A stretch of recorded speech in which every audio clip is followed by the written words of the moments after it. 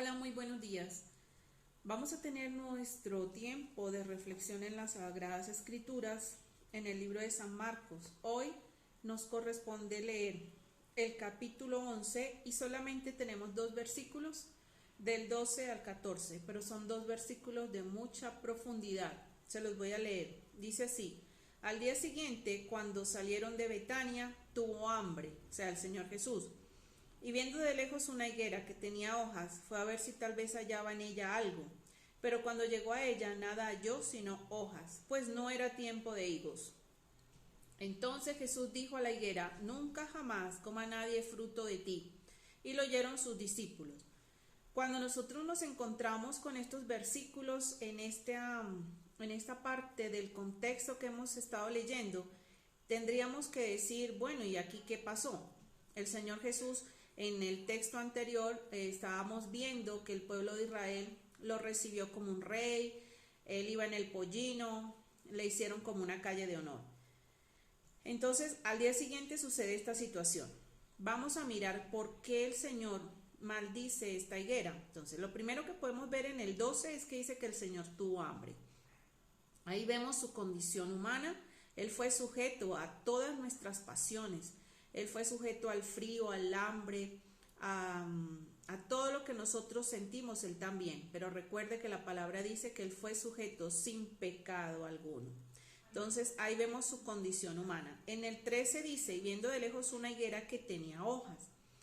Esta higuera o este árbol tiene una característica, y es que cuando ellos van a producir higos, también producen hojas. Entonces el Señor ve que tiene hojas, lo cual supone que tiene higos. Pero algo que dice acá es: pero cuando llegó a ella nada halló, sino hojas, pues no era tiempo de higos.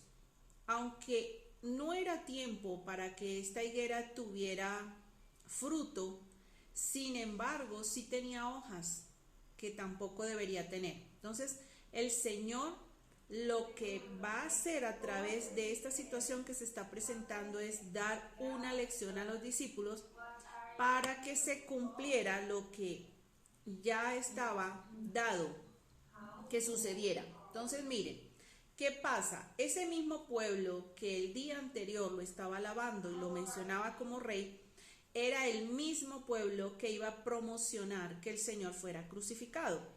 Cuando nosotros estamos ya a la altura de este capítulo, del capítulo 11, ya estamos muy próximos a la crucifixión del Señor Jesús.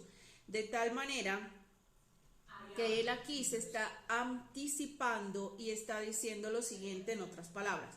El pueblo de Israel fue el pueblo escogido por Dios para que anunciase las buenas nuevas de salvación a todos los demás pueblos. Pero ellos en su elección se quedaron como sabiendo que ellos eran un pueblo privilegiado, se quedaron en ese orgullo, se quedaron con esa información y ese celo de que ellos eran los escogidos y miraban a los demás como perros o perrillos, que somos nosotros los gentiles. Pero, ¿qué pasó? Yo no sé si ustedes hoy en día saben que muchos del pueblo de Israel, como no creyeron en el Señor Jesús, todavía siguen esperando la venida del Mesías, porque para ellos el Señor Jesús no fue el Hijo de Dios, no fue rey y no era lo que ellos esperaban en su humanidad. Entonces vamos a mirar por qué el Señor Jesús maldice a la higuera. Entonces vamos a buscar rápidamente Mateo 3 y vamos a ir al versículo 10 y dice así: yo a la verdad os bautizo, el 10, perdón, y ya también el hacha está puesta a la raíz de los árboles. Por tanto, todo árbol que no da buen fruto es cortado y echado en el fuego. Esta higuera no tenía fruto, esta higuera representaba al pueblo de Israel. El pueblo de Israel no estaba dando frutos de fe en creer que el Señor Jesucristo era el Hijo de Dios. Entonces el Señor Jesucristo profiere esa maldición sobre la higuera y de alguna manera esto también está representando lo que él le está enseñando a los discípulos en cuanto a lo que estaba haciendo el pueblo de Israel.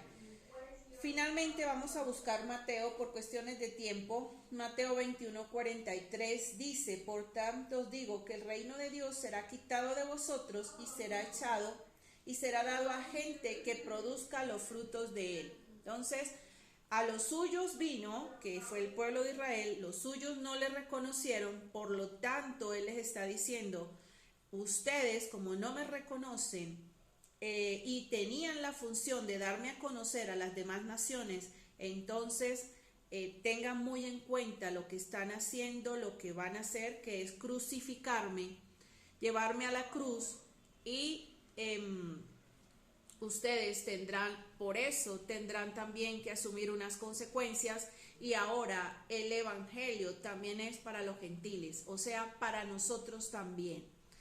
Gracias damos a Dios por esa su palabra. El lunes continuamos viendo otra partecita de estos 2 versículos. Señor, gracias damos por tu palabra y rogamos que sea de bendición para nosotros. Amén. Hasta luego, que estén muy bien.